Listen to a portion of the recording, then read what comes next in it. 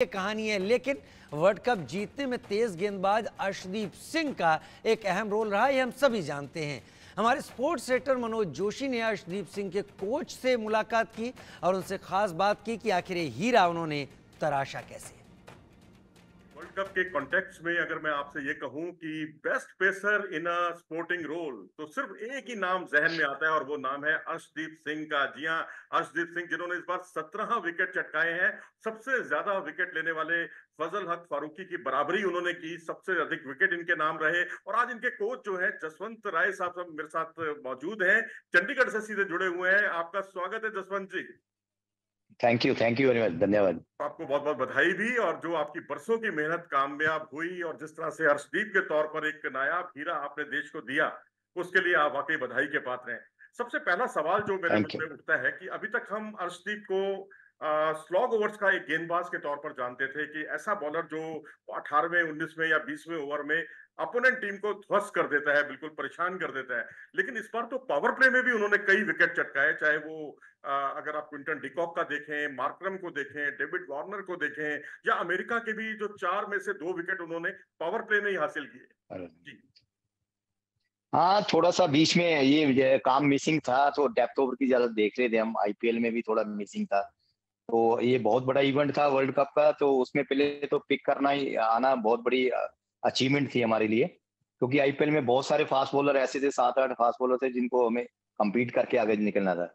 तो जिस दिन वर्ल्ड कप की टीम बनी, जब इसका नाम आया तो बहुत खुश थे हम भी। हर्षदीप बहुत खुश था कि हमने कितने कितने सारे बॉलर, 7-8 बॉलर को पीछे छोड़ के, हम अवेश खान, खलील अहमद और 3-4 नए सारे उभर रहे थे, उनको पीछे छोड़ के हम उसमें वर्ल्ड कप में आए। तो फिर उस पर डिस्कस हुआ थोड़ा बहुत काफी, कि जो इसके पास नेचुरल स्विंग था पहले ऑलरेडी, बहुत पहले जो 1-2 साल से आईपीएल में मिसिंग था, इस आईपीएल में ये उस पे वर्क किया कि इसको ये फिर ये समझाया कि जो तेरा इनकमिंग बॉल है वो ज्यादा डेंजरस है। तो आपने जब स्टार्ट करना है बॉल, पहला बॉल आपने इनकमिंग ही करना है, जो राइट हैंड बैट्समैन के लिए एक खतरनाक बॉल है। तो उसके बाद फिर ये जब यहाँ से हम गए थे, इसको एक बेनिफिट ये मिला कि ये पहले यूएसए और वेस्ट इंडीज का टूर कर चुका था, तो इस चीज का भी इसको एडवांटेज मिला, वहाँ की ग्राउंड की डायमेंशंस, वहाँ की विकेट कैसे खेलती है फिर मैंने, तो आपने वहाँ पे अभी जसप्रीत बुमराह का नाम लिया, तो जसप्रीत बुमराह का कितना बड़ा श्रेय आप मानते हैं? क्योंकि एक छोर से ये दबाव बना रहे थे जसप्रीत बुमराह, और दूसरे छोर पर अर्शदीप विकेट चटका रहे थे। तो अर्शदीप को अर्शदीप बनाने में, टी 20 वर्ल्ड चैंपियन टीम का मेंबर बनाने में जसप्रीत बुमराह का कितना बड़ा रोल मानते हैं? देखो, बीइंग एक क्रिकेटर और एक मैं कोच भी हूँ, मैं हिमाचल से 70 घंटों की मैच भी खेल रहा हूँ। अगर मैं एज ए क्रिकेट बात करूँ, तो मैं समझता हूँ कि जसप्रीत बुमराह का बहुत बड़ा रोल है।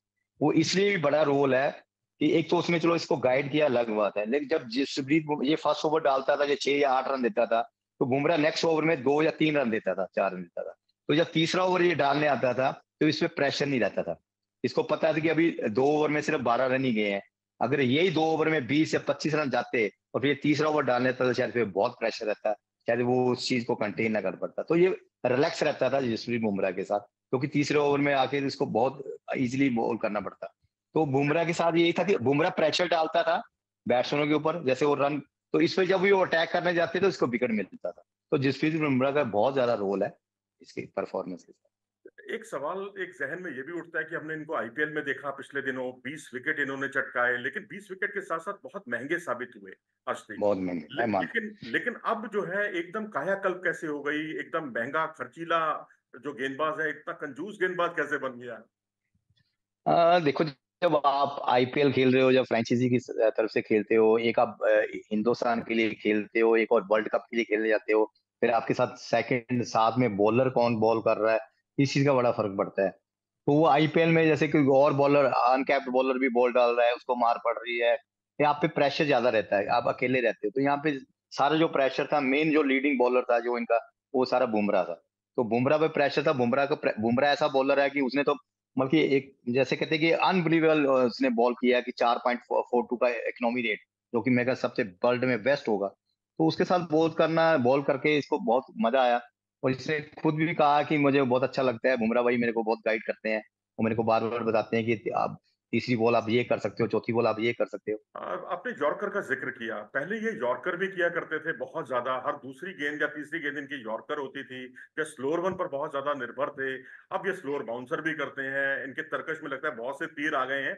तो इस पर क्या कहेंगे? आपकी जो निर्भरता थी इनकी 1 या 2 गेंदों पर, यॉर्कर और स्लोअर वन पर, उस पर अब उनकी निर्भरता नहीं है। नहीं, ऐसा कुछ नहीं है। एक्चुअली वहाँ पे कंडीशन कुछ ऐसा था, जैसे यूएसए में आपको थोड़ा-सा लेंथ बॉल से हटके थोड़ा-सा पीछे बॉल करना पड़ता था। तो वहाँ पे विकेट स्पॉटिंग थी, तो वहाँ पे उसने वो वैसे ही एग्जीक्यूट किया अपने प्लान को। वेस्ट इंडीज में थोड़ा-सा स्लो था, बॉल रुक के आता है या ग्रिप करता है, तो वहाँ पे थोड़ा स्लो बाउंसर माना गया। तो वो डिपेंड करता है कि आप कौन-सी विकेटों पे खेल रहे हो, ग्राउंड की क्या डायमेंशंस है, तो उसपे वेरिएशन में ज़्यादा डिपेंड करता है। तो उसने उस हिसाब से प्लान किया अपना, जो भी प्लान दिया उसको एग्जीक्यूट किया इसने वैसे। अच्छा, एडिलेड में बाकी इसका एडिलेड हाँ, 2022 में जब ये इंग्लैंड के खिलाफ काफी हम मतलब भारतीय टीम जो है, भारतीय टीम का पुलिंदा बन गया और हम लोग नहीं पहुंच पाए फाइनल में। एडिलेड 2022 से लेकर बारबाडोस 2024 तक का जो सफर है, उसको किस तरह से आप देखते हैं? और क्या इस दौरान आपकी भी कुछ मुलाकात हुई, कभी आपसे बातचीत हुई, कोई मशविरा उन्होंने लिया, या किस तरह से कितना बदलाव आप देखते हैं इन 2 साल में उनके अंदर? मशवरा तो नहीं, खैर मेरे पास ही स्टिल अभी कोचिंग मेरे पास ही हो रही है। जब भी ये फ्री होता था मेरे पास ही आता है।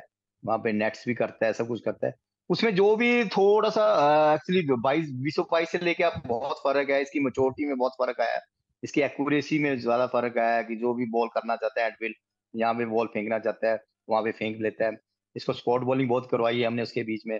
फिर इसके रिस्ट पे सारा काम किया है कि थोड़ा जो इनकमिंग बॉल है उस पे थोड़ा काम किया है, फिर यॉर्कर पे भी काम किया, काफ़ी काम किया है। तो काफ़ी काम किया है 2 साल में, इसने भी काफ़ी मेहनत की है। राहुल द्रविड़ के कहने पर ये केंट काउंटी में खेलने चले गए और वहां पर इन्होंने ज्यादा कामयाबी तो इन्हें नहीं मिली, लेकिन वहां इनकी गेम में काफी सुधार देखने को मिला जब वो वहां से लौटे। तो फर्स्ट क्लास क्रिकेट में, क्योंकि ये व्हाइट बॉल क्रिकेट ही खेलते हैं, वहां पर इन्होंने फर्स्ट क्लास क्रिकेट खेला, रेड बॉल से भी खेले। तो कितना आपको लगता है कि कितना अपने इनको फायदा हुआ वहां से काउंटी क्रिकेट खेलकर? इसको बहुत फ़ायदा हुआ है उसपे। एक्चुअली क्या है कि जो आपकी 4 ओवर वाली गेम है उसमें आपको बहुत वेरिएशन करनी पड़ती है। शायद 6 बॉलों में आप 4 बॉल में भी वेरिएशन कर सकते हो। लेकिन आप जब वनडे खेलते हो तो आपको शायद उसपे वेरिएशन पे नहीं, आपको कंसिस्टेंसी चाहिए। आपको एक ही लेंथ पे बॉल डालनी पड़ेगी। तो उस चीज़ का इसको बेनिफिट मिला कि जब कैंट भेजा गया इसको रेड बॉल से देखने के लिए कि वहाँ पे इसको थोड़ा पेशेंस आएगी अंदर, इसके मसल मेमोरी में फीड होगा कि आपने 15-20 ओवर डालने हैं कंटिन्यूअसली और आपने कौन सी लेंथ पे डालने हैं। आपको थोड़ा इम्पेशेंट नहीं होना, आपको पेशेंस रहना है।